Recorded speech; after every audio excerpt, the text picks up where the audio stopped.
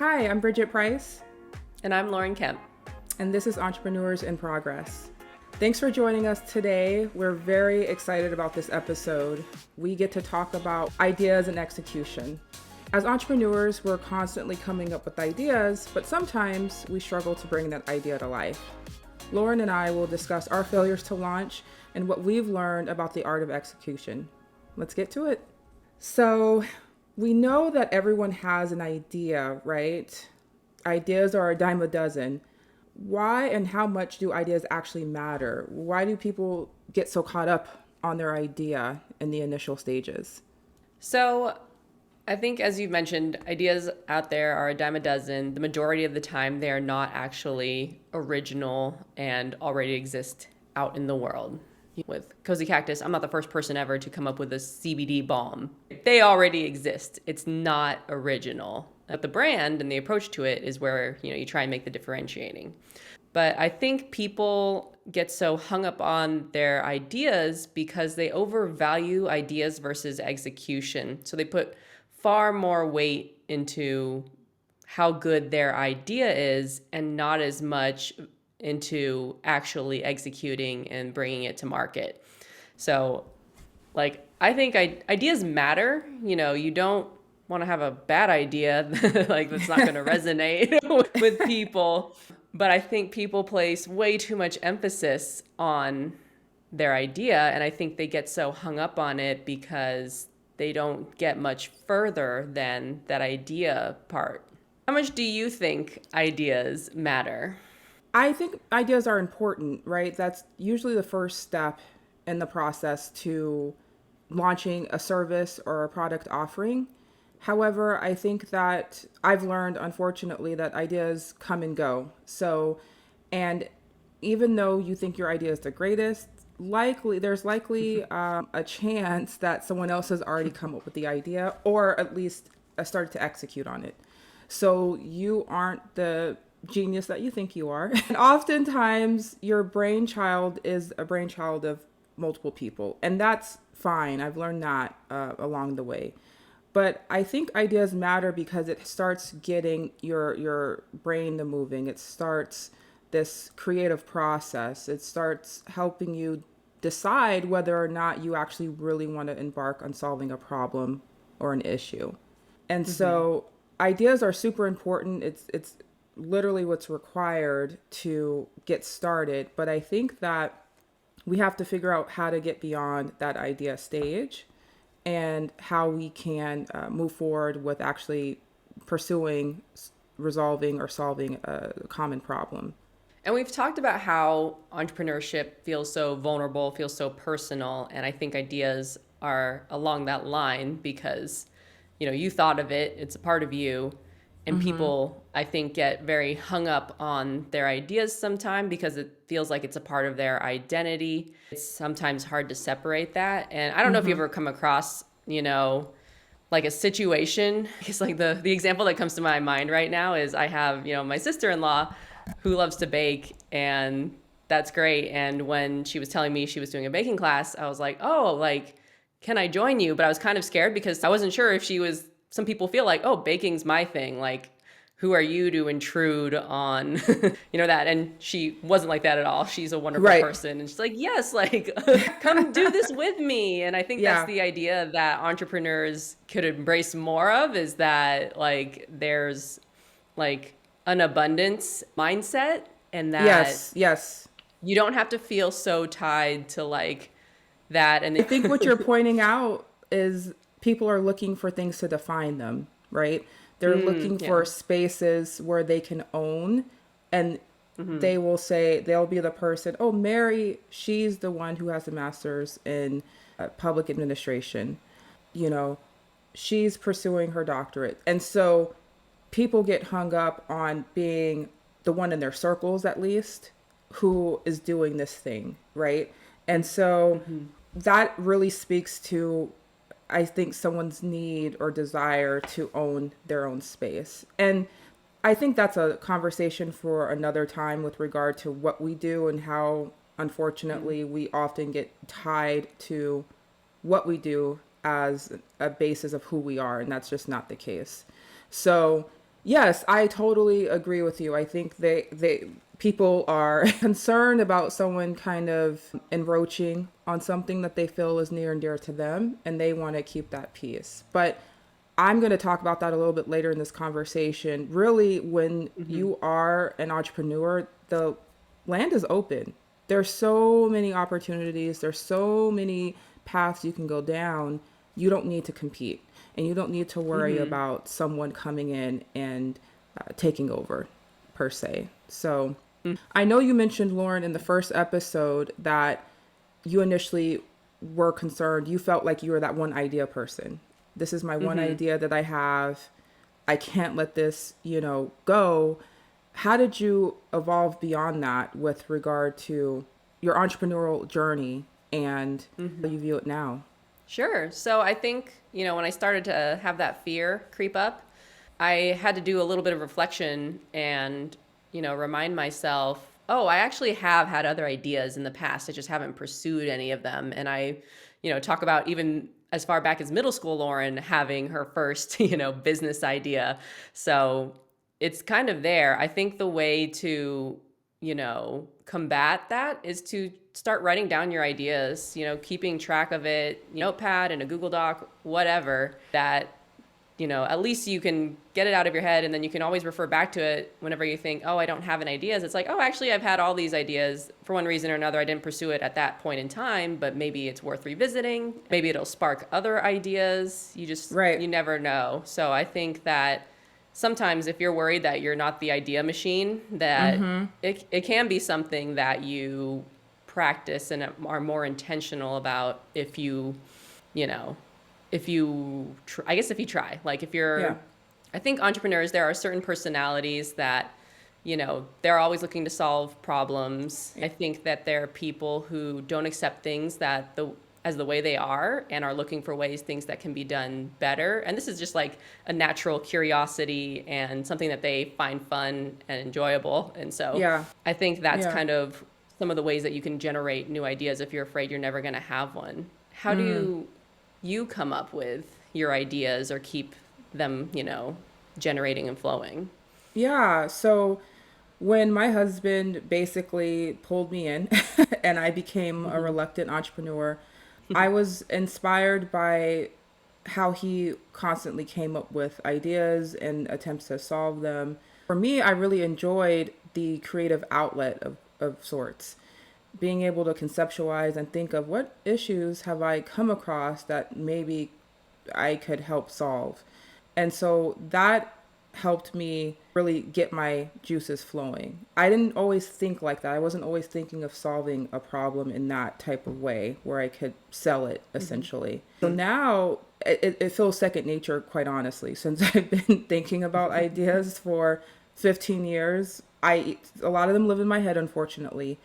But over the last couple of years, I've gotten a lot better about writing them down and kind of mapping them out and what I want that to look like. So it's a lot easier for me now to come up with ideas. And a lot of times these ideas are expansion of other things that are already existing in the marketplace, but things I think I can do better or Hmm. areas of improvement that maybe haven't been considered. So I think I am constantly inspired by all the things that are around me because I have let go of this idea, no pun intended, that I only have one idea or there's only one thing, that I can solve. So I think that obviously for most people, people are commonly coming up with a solution to a problem or they're looking to evolve a Hmm. remedy already.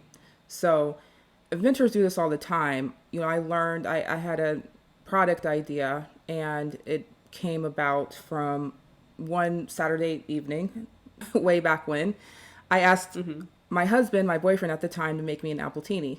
And I gave him the instructions. This is how much vodka you put in. This is how much green apple or sour apple pucker you put in, sweet and sour, everything. And he came back with the most fucked up cocktail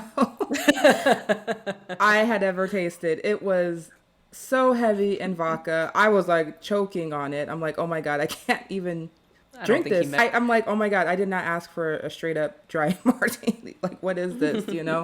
I Hmm. cannot handle this. So at the time, I'm like, I don't know how he flubbed this, but whatever. And I thought, man, it would be cool if we had something that would measure all the ingredients accurately, similar to what, bartenders do in the club or bar, but instead of just knowing the pours or having even the jiggers, having something that you put on top of the bottle of the stopping points, like you click up and down where you'd want the drink to stop pouring, and that would be the measurements or the ounces that you could pour. And so I thought, man, this would be a great idea to kind of, flesh out. And then I got super discouraged when I saw another product similar to that kind of come to life, or had already existed. Again, even looking at that product, I saw that there could be improvements. But what I quickly learned, I was trying to get this idea patented. I was trying to do all these crazy things. But I learned that in the invention process, a lot of inventors who are currently already in the marketplace, they constantly are, part of their job as inventors is thinking about the next stage in the evolution. So it's not surprising that someone who's come up with the jigger or any measurement tools that were used in the clubs or bars, they were able to go evolve that, and my idea technically existed. So, I think that once you have a few moments like that, you kind of realize, hey, it's fine. I'm going to come up with more ideas, and you can kind of accept that for what it is. And I think that makes you a stronger entrepreneur. And yeah, when I think about, like Rotiv too, like we're not the first like Salesforce partner, that helps businesses implement software. Like Right. we just have a different approach and like way that we go about it. But it's not an idea that, was brand new. It's something already exists in the market, and you go out and you try to do it better than what's out there. I think that when it comes to coming up with more ideas, it's also partly a mindset, because I would say that I now think of more, I'm like, you're more able to see opportunities when you've started kind of getting into that idea mindset and flow where you're looking for ways to improve things, or you're just kind of, your mind's just kind of more open and you notice things a little bit easier about, like, oh, like this can be done better. There's a better way to do this. Or you notice those little pain points that you just have kind of accepted as your reality in that, in life. But Yeah. you don't really have to. Like you can come up with better ways of doing things. It doesn't always have to be some brand new innovative idea. No, it doesn't. And quite honestly, as reluctant entrepreneurs, we were entrepreneurs first, right? Before technically coming up with an idea. Our significant others pulled us in to assist. And by proxy, we were operating as entrepreneurs without necessarily coming up with the idea to get started. And I think that's super important to touch on, right? I don't think you have to always have the idea to be an entrepreneur. You could partner up with someone, work side by side with someone, and it's their idea, but you are now responsible for owning it. Doesn't make you any less of an entrepreneur than the person who concepted the idea. Totally. Absolutely agree on that. Yeah. So you're coming up with your ideas. How do you track them? How do you, decide whether or not to pursue them? I think it's super important now to write down your ideas and flesh them out as much as possible. However, if you are really passionate about an idea and you feel like you have the tools or the drive to solve them, I believe it's important to get it out of your head and write down what your end goal of this idea is going to be. Research your idea, and all of this should happen in a pretty quick sequence. You should not take so long time to try to get your idea to market, because unfortunately that's where ideas go to die. They go into the abyss of everyday life, work, family, exhaustion, things of that nature. So I think it's important to figure out a way to get your idea from your head to paper and then out to the market. And so also researching your idea, some people will get discouraged about seeing their idea that's already out there or in some type of iteration. But to me, that just reinforces that your idea is not crazy. It's viable, and you just maybe have to visit or pivot what your idea looks like, and you can always expand or evolve your idea. It also helps you identify any weaknesses in your idea as well. I think that's a very important point there, that you don't need to be first to market to be No. successful. Like, just because your idea already exists out there doesn't mean that you can't execute better, that you have a different way of approaching it. Definitely am one of those people that where when I come up with an idea, the first thing I do is I do Google it. I do research it and see how much, competitors are out there, what they're doing. And sometimes, yeah, it does discourage me from wanting to pursue it because I'm like, you know what? I don't love the idea that much. Like, Yeah. it's it's not as novel as I thought it may have been. Yeah. And That's then, super just move valid on. too. Yeah, no, that's So, super valid too. I think that that could absolutely be the difference of a time saver. Like, am I going to pursue this, or am I going to pause and maybe think about something else? Absolutely. When you see someone already so far beyond, and it's like, whoa, they've gotten way further than I could have even envisioned, I'll probably just pencil this and think of something else. And I think that's a great point that you made. So, Lauren, what ideas have you encountered or come up with that you saw was that already existed, but you were able to improve upon within your business or any of your ventures? okay. So with Rotive, it was a pricing model. So some things that you already see out there with consultant agencies is they bill hourly. And you're always trying to guess how much hours it'll take to, do a project. Sometimes you're worried about going over. Clients are worried Sure. about going over and getting billed for extra hours. And so, that's an idea that we wanted to do differently, where we have instead project deliverables, and it's like you pay this price, this is what we're going to deliver. Doesn't matter how long it takes us. If it takes us 1 hour, if it takes us 50 hours, like, you're going to get this for this price. Yeah. And, that's just one of the ideas that we are trying to do things a little differently, as far as that's what's out there in the market. How about you? Yeah. Same. I mean, we have a cleaning business, so that's not innovative. It's not super sexy in terms of businesses. However, again, how we go about our processes are that is different. So we don't do any in-home estimates, for example. So we have a process where customers are empowered to book online without someone coming to their house and telling them, oh, it's going to cost this much. That cuts out so much guessing work, right? So the customer isn't calling a company and seeing if they're going to gouge them for $500. And then we're not wasting valuable time estimating out a home or service that we aren't ultimately going to win the work. So that again has helped drive this kind of new age cleaning business model where people can book at their own convenience and not have to worry about being told that their house is not cannot be serviced or is overpriced. I think your example, Lauren, and my example really highlights again the idea that ideas don't have to be brand new, right? So your business model technically doesn't have to be a completely different model or a new concept that no one's ever heard of.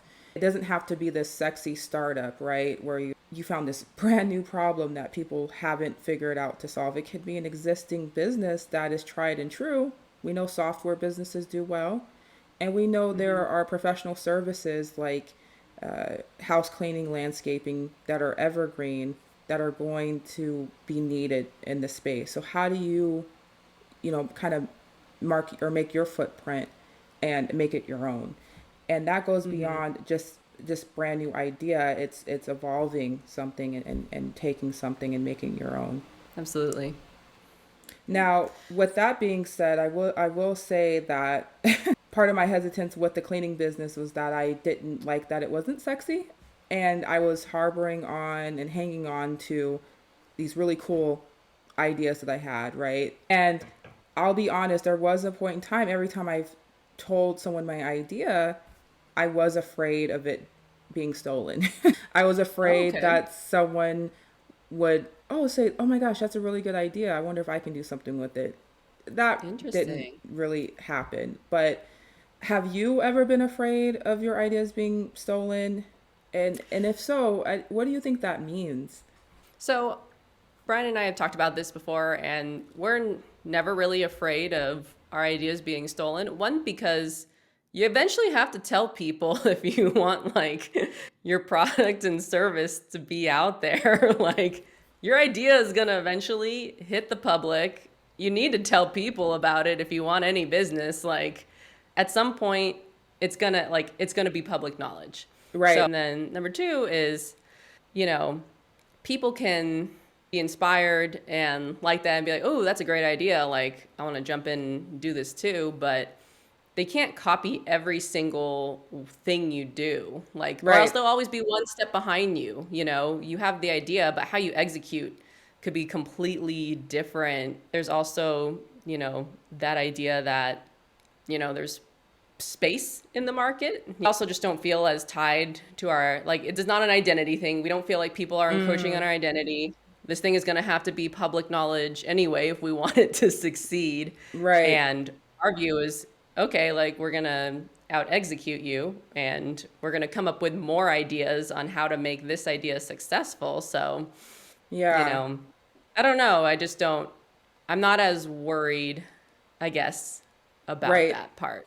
I think it's a totally normal fear for a lot of people, though. And like you said, you've had that fear. And, I'm just kind of curious, like, where does that fear come from? Yeah. It's funny. First of all, I think it's completely unfounded to a certain extent. It's just one of those things where I think maybe I knew I wasn't ready to execute. And Mm-hmm. so I was holding on to the idea for the time that I would be ready to execute. And in the meantime, I didn't want anyone to hear my idea and then run off with it before I got to it. So, a number of those situations where I concepted something but I knew I was to start it, I held it close to my chest. But you're Mm-hmm. absolutely right. You do have to eventually tell someone your idea or to sell it. And, again, it's really about the execution part of it. What can they do with that idea that you can't or haven't been able to do? I've learned that along the way. I believe maybe too, seeing my idea on Shark Tank not so long ago maybe helped contribute to that fear. But that example really reinforced the sense for me that I can keep coming up with ideas and there's going to be something I can do that will be successful. When we talk about our ideas getting stolen, Brian and I actually don't usually share an idea until we've executed somewhat. There's not many times where we, like you said, like share the idea way before we're ready to execute. So I can understand totally how people would feel that fear of someone else going off and running with it Yeah, because it's just an idea. You haven't even gotten close to execution. And so I guess that's another reason why we haven't been as afraid, because we don't usually share that early in the process what we're working yeah. on, what we're doing. See, that was a hard lesson for me to not share what I was working on or thinking about until we got to a certain point. And part of Hmm. that was my personality quirk, the need for it to be validated, right? So I'm constantly like, is this idea crazy or is it good? Let me solicit some, Feedback. exactly. And I found that oftentimes people thought my ideas were good or strong or whatever, but even that would give me like a little inspiration or motivation to try to get started sooner than later. But again, it was just this kind of desperate plea to make myself feel good about my idea versus Mm-hmm. believing in it inherently from the beginning and moving forward with it. I've Mm-hmm. grown up a lot since then, so I don't feel the need of that validation anymore where I need to share my ideas off the bat so people can have the buy in. I Mm-hmm. think it's way more impressive to get further along in your process or execution.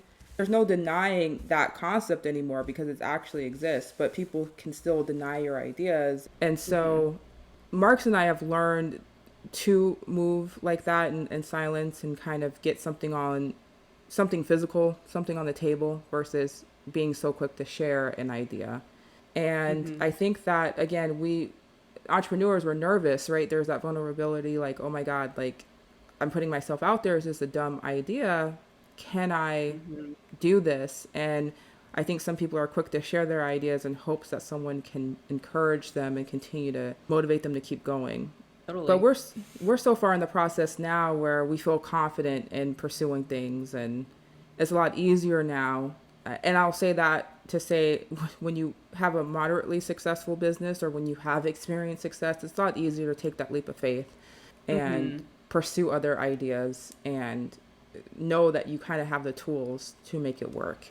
Yeah, you definitely build up that confidence once you've starting to see some success. So we've talked about, sharing ideas, worrying or not, whether they're going to get stolen. Now I feel like we're getting to the part, how do you know and decide on whether to pursue that idea? We've talked a bit about doing research. And is there anything else that you consider before being like, all right, I'm ready to execute?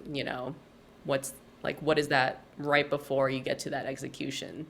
Yeah, this is always a moving target. You have to ask yourself if you have the time to make this work. You have a brand new idea, I think you have to evaluate opportunity costs. What is it going to cost financially? How much time do you need to invest? And that I think is an important component in pursuing an idea. Hmm. And for me, it has to kind of align or make sense with whatever I have going on in my life. And it's still, I call that a moving target because things change, right? You might have some external things happening with regard to family or personal things going on that may not be conducive to pursuing an idea and having to put it on the Hmm. back burner. So for me, I assess what resources I have available to make this work. Yeah, I think for me, the first thing I do is I'm talking from the context of brand new ideas, businesses that, you're deciding whether to pursue. And the first thing I do, which I mentioned earlier, is I research, see if it's already out there, if it's even worth trying to join that market. And the Yeah. second thing I think about is, okay, how feasible is this actually? What are the startup costs? How much money am I willing to, risk and invest into this? How much time and effort am I willing to risk and invest, in this? Because it's an opportunity cost. Like any effort going into something over here is taking away from a potential opportunity over there. So I definitely look at how much it'll cost, you know, capital wise, Yeah. time wise. And it's like you mentioned, do you have the bandwidth, you know, for this new venture idea? Like it takes months, if not years, before something becomes profitable and successful. And it's just, I think the biggest things to figure out is how far can I go with this idea to test out if it's going to, work or getting traction or not. And those are just kind of some of the things I think about before pursuing specific idea. So, can I digress here for a minute? Because this is something that I feel very victim to. I have taken this kind of hustle identity or grind type of situation. I feel like I'm constantly thinking of another business or venture while I'm focusing on my Mm, main business, right? And yeah. it's tough because I think there's a lot of reasons for trying to pivot or I guess shift my focus somewhere else, right? I might feel like our cleaning business, for example, is doing well enough to where I can start thinking about other streams of income and revenue sources and executing on ideas that I think will fit nicely within what we're doing. But at what point is it detrimental to have too many things on your plate? And for Hmm. me, I think you have so many different types of entrepreneurs. You have those who invest, you have those who have multiple things going on, and you have those who really focus on their one and only business, right? Yeah. I have to admit, I don't know if I could ever be the latter. I don't know if I can solely focus on one thing.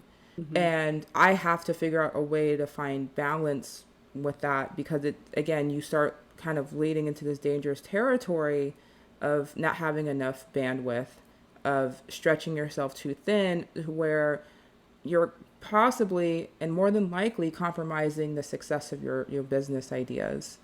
Yeah, and you quickly become someone who starts a lot of things but never really finishes. things. I think that's something that Brian has struggled with as well. He's working on something and then he gets excited about a new idea, and it's working through that motivation, because motivation will eventually, go away, and then you'll have Yeah, another idea you're excited about. So it's really, I'm not quite sure what the answer is, because I'm the latter. I like to focus on one thing and do it really well. And I have other ideas, but nothing like, I'm not constantly generating ideas that I'm more excited about, sure. except for like this project, I guess. But I'm super, super choosy about which ones that I actually decide to try out and move forward with, because as entrepreneurs, your time is so valuable. Like, you can only do so much. You don't want to stretch yourself so thin that you become bad at executing everything. So I Yeah, think that you do have to choose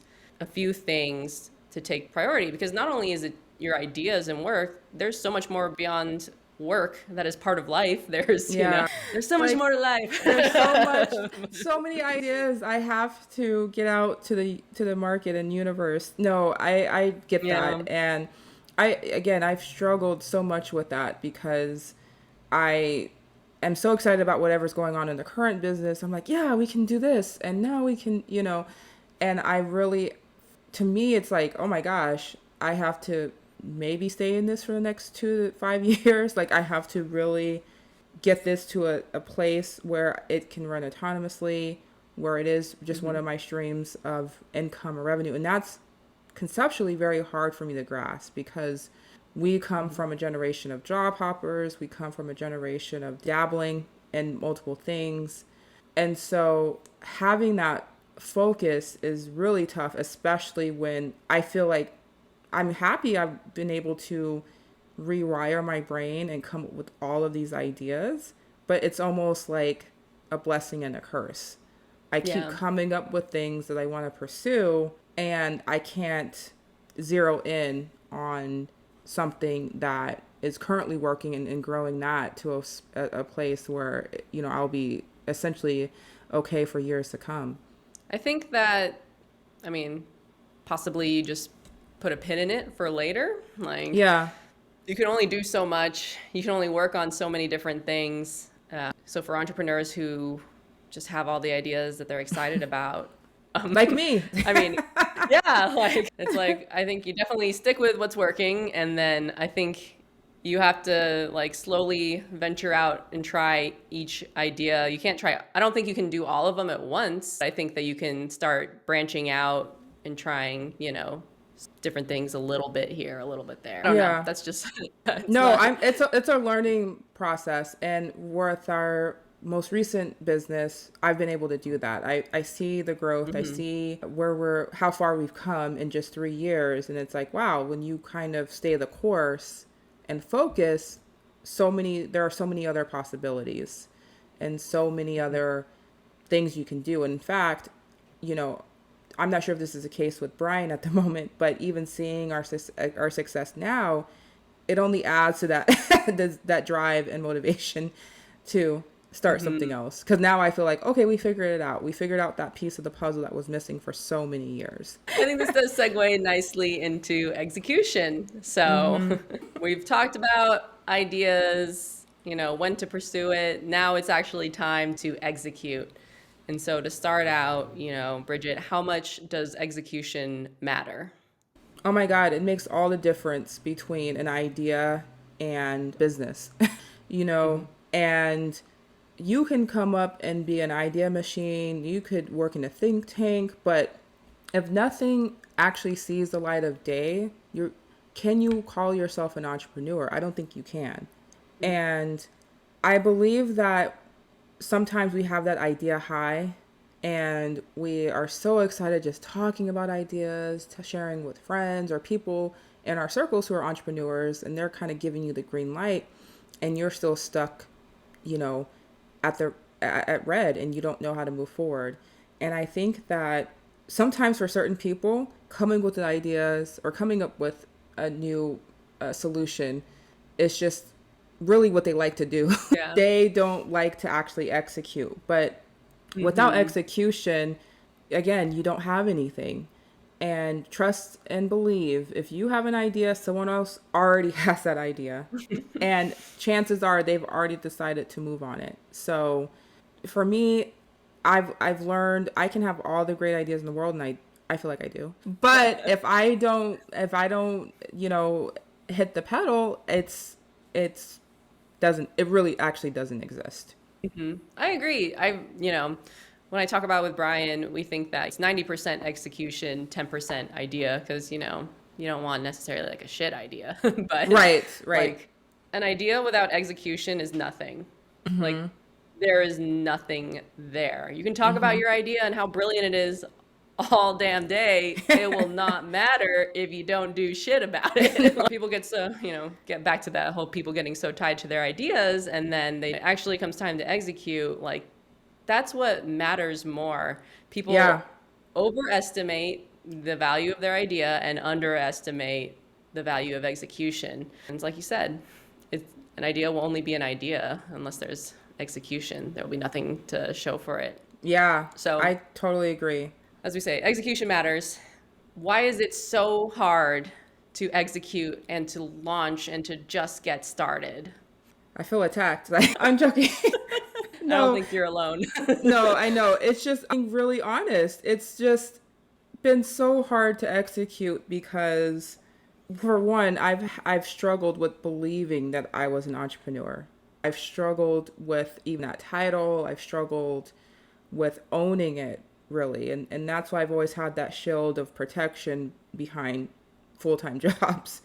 Because if I failed at being an entrepreneur, I could say, oh, but I work here, and that's my main thing.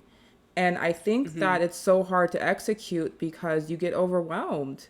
If you go through, every time I have to say something. Whenever I have a new idea, I'm still afraid to research it.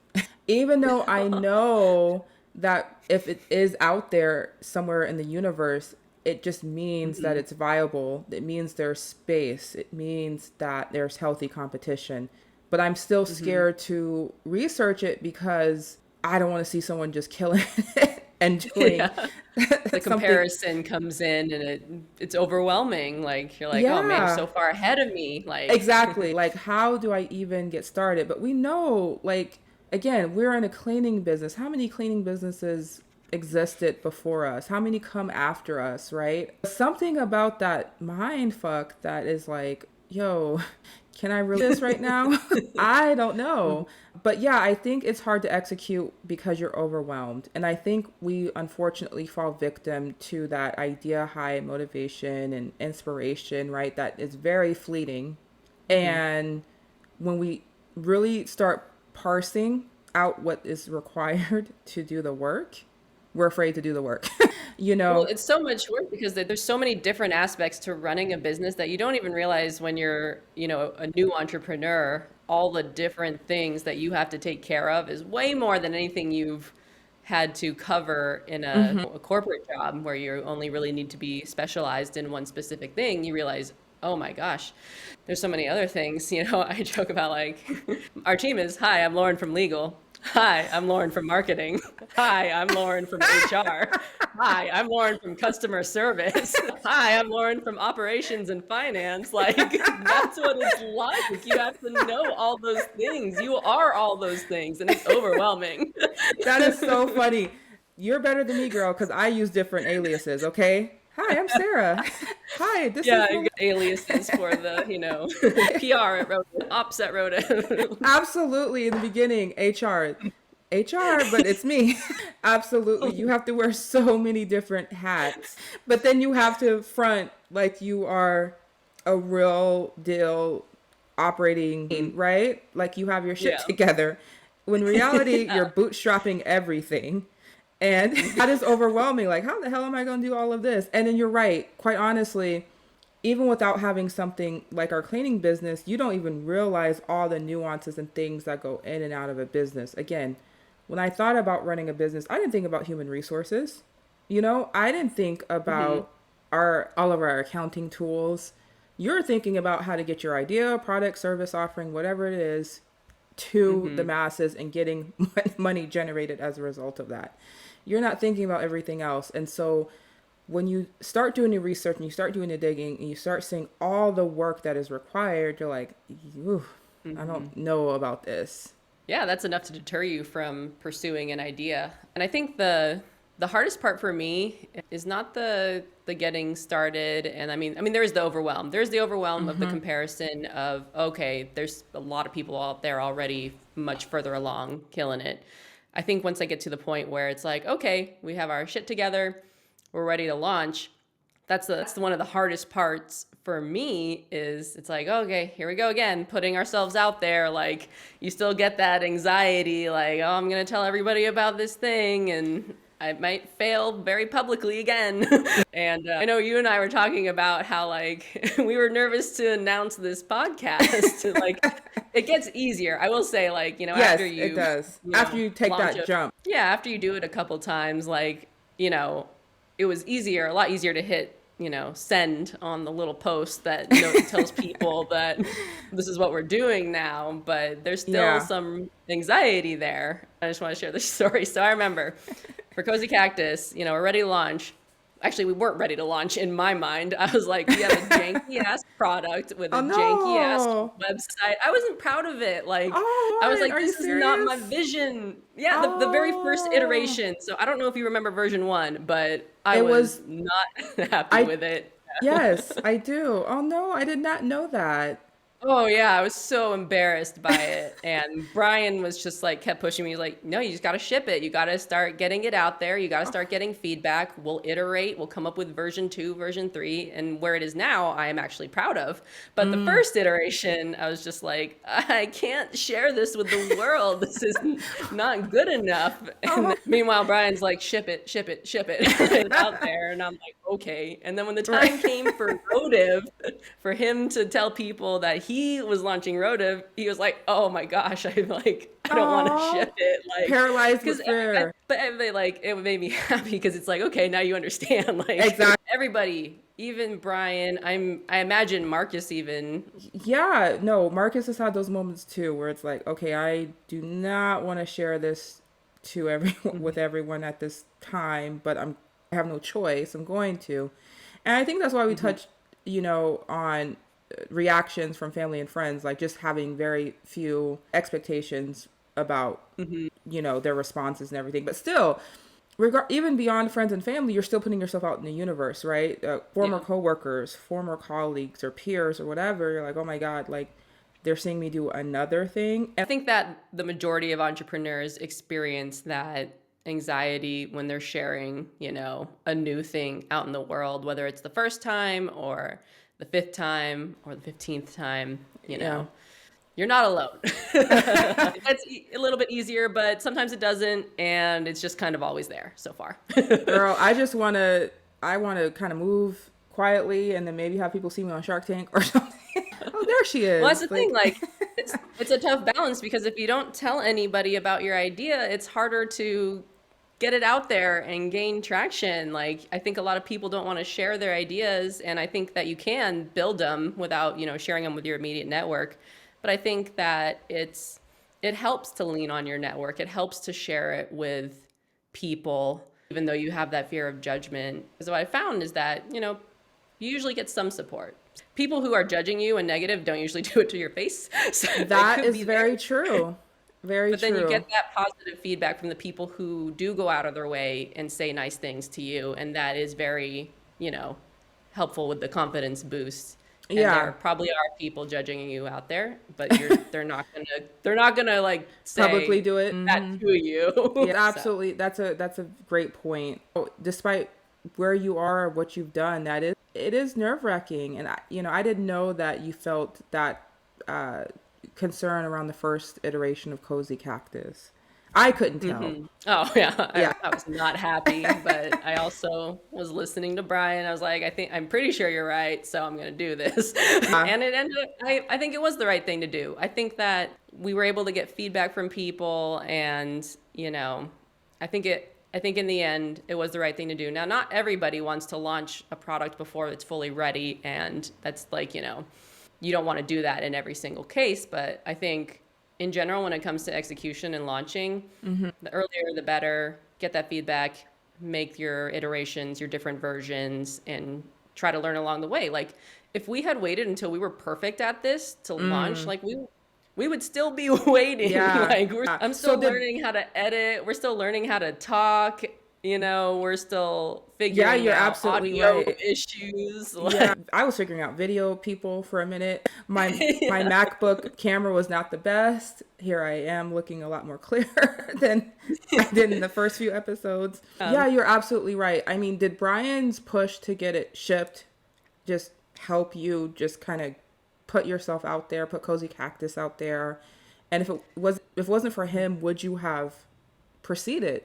If it wasn't for him, I would not have shipped that early. I definitely would have waited a couple more months. Actually, I don't know. Like, I don't know when we would have shipped if it weren't for him pushing me forward because, I had my vision and I'm a, perfectionist. And this is the first time I am sharing this new side of me with the world. And I just like, I wanted to, you don't want to put anything out there that you're not proud of, but Sure. you also need to you just need to start going. Yeah. And so I am definitely grateful that he pushed me to launch it. And like the first thing that you launch, share with everybody, that is the most anxiety. Yeah. Yeah. And Yep. then, afterwards you kind of, it's still there, but it's not as scary as that first time. And I think that, yeah, like I think it does help to have someone that's just like, just ship it, get it out Yeah. there. It's going to be okay. You can always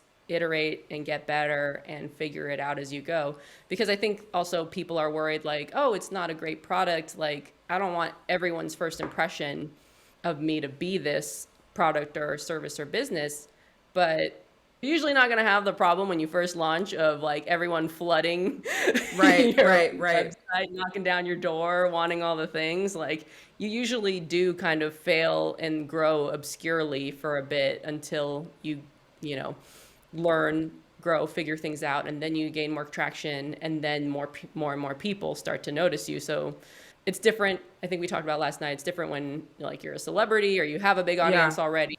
Then you might want to be a little bit more on point about what you release. But when you're like us, when we don't have like any fucking audience, like just Yeah. fucking launch Yeah. it. It's funny because I know we talked about last night how when I was at ASU, I submitted to the Edison program a couple of times to try to get funding for a couple of my ideas. And part of that process was writing a business plan. And to me, that made sense, right? You grow up and you're told anytime you have a business idea, write a business plan, 5-year business plan, figure out what you're going to do, what's your exit strategy, all of these things. Oh shit. Yeah, it was hard. I was like, exit strategy, how much money I plan to make in 5 years. I just expect to have $1 million on my first day. And for me, I was always afraid of starting my college consulting business because I would always technically consult for free. I would help my my friends and then eventually friends of friends with the college process, and I would just do it for free because I really valued the importance of higher education. And then finally, when I decided to charge for my services, I was super afraid and super nervous, like, oh my God, I'm actually doing this. And it was hard to kind of put a price tag on that. But then in addition to it, it was very hard to still share it with people and let them know this is actually, what I'm doing. However, even with kind of mapping out my service offerings, my pricing and all of that, I didn't write a business plan for this business. I just did it. And I'm actually against business plans for that reason. I think business plans are important after you've shipped it, after you've got it out there. Only because, man, I feel like a business plan is just another step in the process that can prevent you from getting to launch, right? Depending Sure. on the weaknesses in your businesses, maybe, or the considerations or things left to do, right, to satisfy the needs of a business plan. Because there's all kinds of business plans, but for the most part, when you're starting out, you don't have all that figured out. Why? You don't have any fucking money. You don't have any money to really project how your business is going to go. So how am I going to map this out? So it can be one of those things that can hold you back. So I'm against business plans in the beginning. You don't even know what this thing can be. I think you have your idea, you have your audience, you have your market, you have, you know, initial selling points, and then you just do it. I think that's a good point is, you don't want another thing preventing you from moving forward. I know that a lot of people can sometimes get stuck in the strategy phase and like you can overthink and strategize to death and, sometimes you just need to just keep pushing it forward and figure some of that out as you go because yeah, I know that this is something like Brian loves to strategize. He loves thinking about ideas and going into depth about them. And he executes too. I'm not saying that he doesn't, value execution, but he really loves the idea high. He Yeah. loves the strategizing. And there are some times where I'm like, let's go. Let's keep going. Yeah. Let's do Keep it. it moving. Yeah, Dacius is very much a planner in that regard. And I wouldn't necessarily peg Marcus as a perfectionist, but he wants basically all his T's and I's dotted and crossed. He wants to make sure that there's no gaps, right, in processes and systems and things of that nature. And when you're first starting out, you can't always ensure that because you're going to come across things you had never considered before. That's just the nature of business. It sucks because you'd like to think that you covered all your bases, but when you're kind of launching into the unknown, something you've never done before, there's no fail safe there, unfortunately. Completely, I should say, 100%. But yeah, I agree. I think that entrepreneurs need a support group. We need people to continuously encourage us to keep going or tell us to launch, hub that website. We need people who understand that sometimes you just have to kind of get it out there, close your eyes, and then see what happens. So we actually joined a group 4 or 5 years ago called Overthink Academy. And it's that purpose, right? To avoid overthinking your idea or your concept. And it helps us get from an idea to execution or launch in under a month. And Wow. and I think that is really important because I have an idea that I'm looking to execute this month that I've been sitting on for 3 years. It's in connection to our current business, but without sitting down and dedicating that time, it's still currently an idea. So it's important, I think, just to figure out how to get there. So for you, Lauren, how do you think we can improve and get better at actually executing once we've decided we're going to move forward with an idea? I think that it takes some practice, some learning. So, once you actually launch and you're starting to execute, like you're learning as you go along the way. And I think for us, when we have been talking about like working on our processes and our execution, we've found that we get so busy with other aspects of the business that we actually have to be more intentional about setting aside time to focus on, execution of certain things. So specifically, like we have to be intentional about writing out our processes because execution is a lot of process, actually. It's a lot about putting things in place so you can be efficient at a variety of things. So I think that execution really is process and efficiency. And the better that you're able to do that, not only the more you're able to get done, the more you're going to be able to train new people to take that on. It'll save you so much time. And so I think that to become better at executing, you need to, first of all, get out there, start learning, start, running your business, seeing your processes will naturally start to form. And then from there, really looking at them critically and seeing, okay, what can be done better? How can we do this? How can we make this pain point of running our business easier? Yeah. Yeah, I totally agree. You know, that exercise is super important. I think our years of failure to launching helped us realize our critical mistakes. And for me, I realized, yes, that intention is super important. So now what I currently do is I work towards that idea or goal at least an hour a day. Whether it's research, whether it's plotting and scheming, or whatever the case may be, I try to make sure I attack my idea for an hour a day so I can get closer to that launch. Before you tell yourself, you kind of mislead yourself and tell yourself you're going to spend 2 days on this, or this weekend, I'm going to attack it, or, and life happens, shit comes up, and it's another weekend, and then another weekend, and then you're looking 2 years like, holy crap, I have not even started on that idea. And so a lot can happen in that time. And I think that it's important to stay focused and stay intentional. So this is when you probably should solicit help. If you are further along in the entrepreneurial process and you know what to expect, I think you should start kind of building up your tribe, people who could help you facilitate your idea and move it. Another thing I think too is that sometimes you need to shelve an idea or put it to the side. Like I read this quote, instead of saying that I don't have time for it, say that it's not a priority right now. And that can apply to any aspect of your life. It's not that you don't have time for it. Always make time for your priorities. So Right.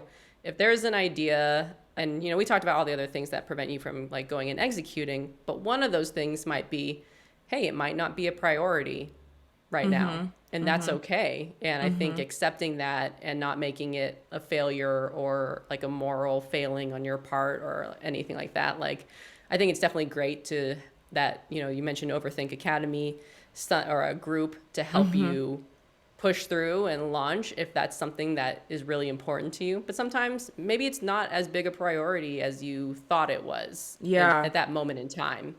Yeah, absolutely. And I think you have to build your mental acuity up to accept that and be okay with that. I think sometimes when you're early on in the process, it can be very crushing to admit that you don't have the time for it or it's not a priority, especially as you're peeling back the layers of this idea and what it would take to get it to launch. And instead of lying to yourself, quite frankly, that you can do it, really just be in tune with what's going on in your current life and accepting that you might have to shelve an idea until later. And I think it's really important, and I'm learning this, and it's tough. It looks different for everybody. But again, just being honest and being okay with moving on. And that's why I think the support groups are super important. I think with ideas and execution, really try to find your tribe. I think Marks and I have found a tribe or small tribe within Lauren and Brian. And then we are a part of Overthink Academy. And for me, I've also decided to contribute and give back. I have a couple of people I work with throughout their entrepreneurial journey and answering questions for them and making myself available, not being the expert at all, but more or less just being that listening ear, because I understand what it takes and what's required. And it's hard. So I think it's important, if you are further along in your process, to kind of be a mentor of sorts, or just helping someone kind of get through to the next steps. Absolutely. I think it's so great when other entrepreneurs can help other people in their journeys. So yeah, you can always reach out to me and Bridget. Yeah, I will you need help. share a lot of horror stories. Okay, we need an emotional support group because we go through it on multiple fronts. Well, thank you so much for listening. Like, subscribe, share, All the things. all the things. Guys, Thank you, Bridget, for talking with me. You're welcome, Lauren. This is awesome. We'll talk to Brian about all of his plenty of ideas. We can go back and forth. Yeah. Alrighty. Have a good one. Take care, guys. Bye.